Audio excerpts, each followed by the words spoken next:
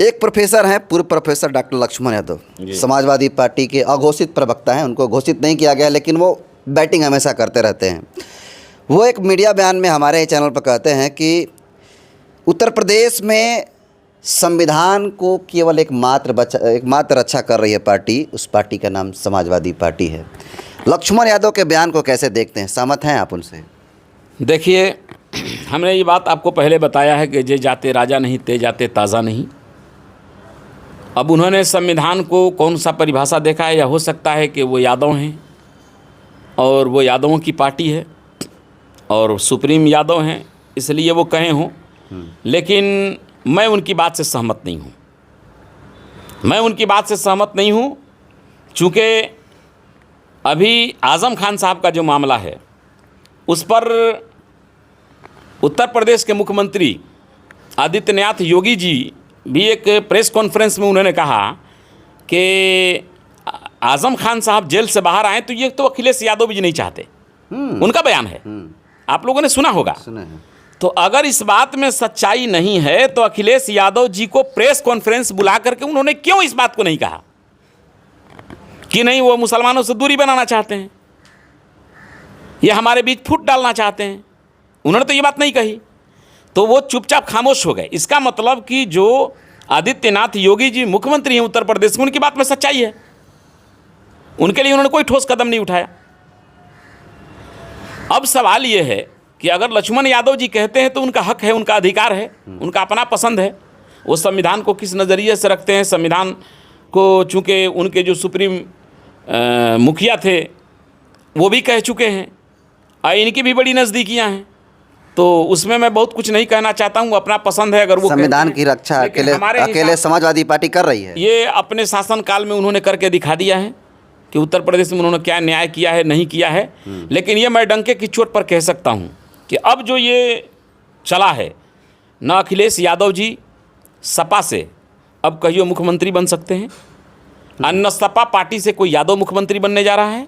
बहुत और न बिहार में बिहार में अब न तेजस्वी यादव जी कहियो मुख्यमंत्री बनने जा रहे हैं। यादव बनेगा, बीजेपी से बन जाएगा, कांग्रेस से बन जाएगा, अदर पार्टी से बन जाएगा, लेकिन आरजेडी और सपा से नहीं बनेगा कोई भी मुख्यमंत्री जिसके परिवार का आधे से ज़्यादा लोग बीजेपी में हों।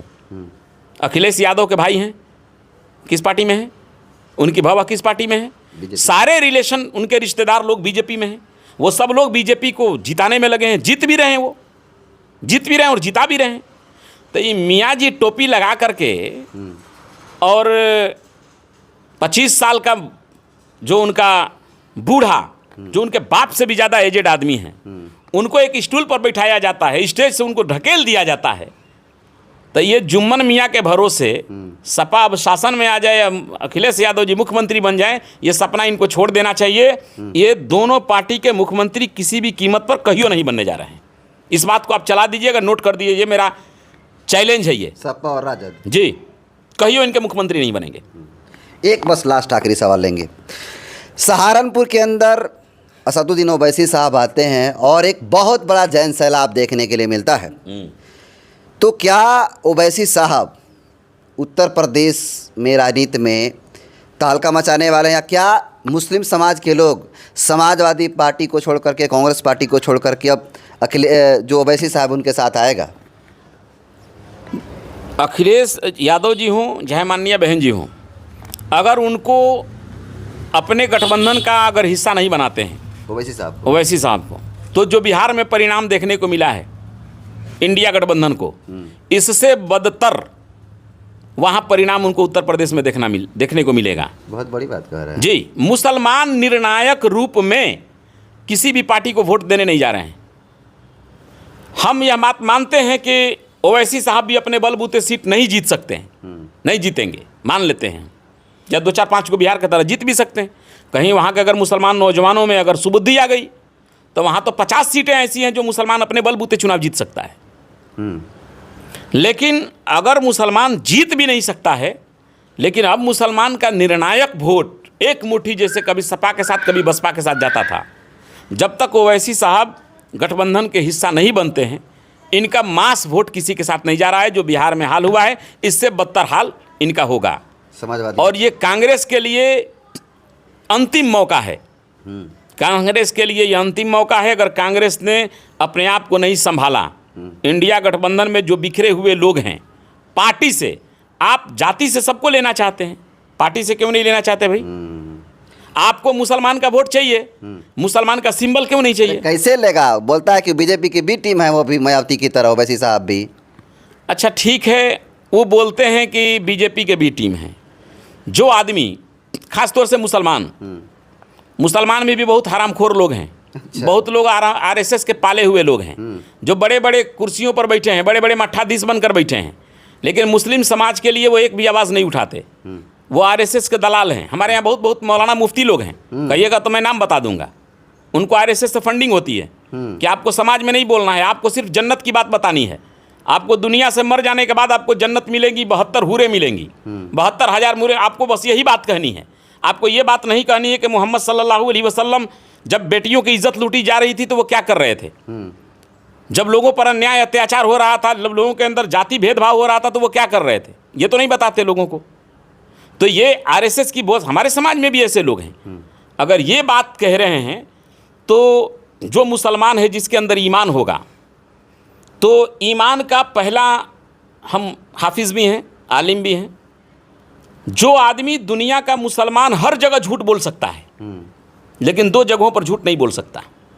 एक मक्का मुकर्रमा है, जिधर काबा है, जहां हम लोग जिधर मुंह करके नमाज़ पढ़ते हैं, और एक रोज़े रसूल मदीना शरीफ में है, जहां मोहम्मद सल्लल्लाहु अलैहि वसल्लम दफन है। ये 2 ऐसी जगह है जहां चाहे कितना हो भी नकारा, कमीना, बिका हुआ कैसा हो मुसलमान हो, खड़ा करा करके कह दीजिए कि तुम ये बात कह दो तो नहीं कह सकते हैं। असदुद्दीन ओवैसी साहब ने एक प्रेस कॉन्फ्रेंस में कहा कि हम चलते हैं मक्का शरीफ में, खर्चा हमारा होगा, जो हमको कहते हैं कि हम बी टीम हैं, और जिसको चलना हो आप हमको फ़ोन करिए, टिकट हम बनवाएंगे, सारा इंतज़ाम हमारा होगा। हम रोज़े मक्का मुकर्रमा में चलेंगे और हम कहेंगे कि अगर हम बीजेपी की बी टीम हैं, अगर हम अपनी कौम की दलाली कर रहे हैं, हम अपने कौम के साथ गद्दारी कर रहे हैं, तो हमारे बच्चे हमारे साथ रहेंगे, हमारे बच्चे हलाक हो जाएं, बर्बाद हो जाएं, मैं बर्बाद हो जाऊं, तुम आमीन कहना। और मुसलमान का ईमान कहता है कि जो मक्का मुकर्रमा में खड़ा होकर के जो दुआ की जाए, जो पहली दुआ की जाती है वो रद्द नहीं होती, वो मानी जाती है। तो ईमान का तकाजा यह है कि जब वो आदमी अपनी दलील में, अपनी वकालत में, अपनी सफाई में, अपने एविडेंस में जब रोज़े रसूल को खड़ा किया, जब मक्का मुकर्रमा को किया कि मैं दलाल नहीं हूँ, तो जिसके अंदर ईमान की बू बास हो, जिसके अंदर अल्लाह और अल्लाह के रसूल पर यकीन हो, भरोसा हो, जो रोज़े रसूल पर भरोसा करता हो कि हमारी आवाज़ रोज़े रसूल में सुनी जाती है, वो आदमी ये बात नहीं कह सकता है। अगर इसके बावजूद भी वो कह सकता है तो वो मुसलमान नहीं है, वो मुसलमानों के भेष में वो छिपा हुआ भेड़िया है, और वो दुश्मनाने इस्लाम और मुसलमानों के दुश्मनों का दलाल है। देश के तमाम नौजवानों के लिए क्या कहिएगा सर? इन नौजवानों के लिए, जिन लोगों ने, सही हो या गलत हो, लेकिन ककरोच हो चाहे अखरोट हो चाहे मुँह नोच पार्टी जो भी आवे, नौजवानों को पहले उसके बारे में, उसके चाल चरित्र, उनके बारे में जानना चाहिए नौजवानों को। लेकिन जिस हाल में भी वो जगे, सरकार को मजबूर किया, परिणाम क्या होगा वो हम नहीं जानते हैं, लेकिन सरकार को मजबूर किया, आनंद फानन में ही सही, चाहे कुर्मी का बेटा समझ करके उनसे लिया गया हो, या अपनी सरकार बचाने के लिए लिया गया हो, या यूपी में चुनाव होने वाला है, ज़्यादा बदरेसन न फैल जाए, जो भी उनका रीज़न कारण रहा हो, लेकिन नौजवानों के हौसले को मैं सलाम करता हूँ।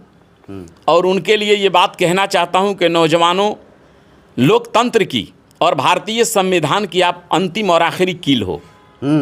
अगर तुम अच्छे ढंग से अच्छी जगह तक नहीं पहुँचे तो भारतीय संविधान का दिया हुआ अधिकार हमारे हाथों से निकल जाएगा। और उनसे मैं 2 शेर के माध्यम से अपनी बात को यही मुकम्मल करना चाहूँगा कि मेरे देश के नौजवानों, आप सजग रहो, समझदार रहो, वरना देश की हुकूमतें उनके हाथों में है जो अमन बेच देंगे, चमन बेच देंगे, जो देश का अमन बेच देंगे, चमन बेच देंगे, गरीबों के तन का कफन बेच देंगे। अपने इस चमन को बचा लो, ऐ वतन के रखवा लो, वरना सो जाओगे तो कमीनों के हाथों ये वतन बेच देंगे, कमीनों के हाथों ये वतन बेच देंगे। बहुत बहुत धन्यवाद।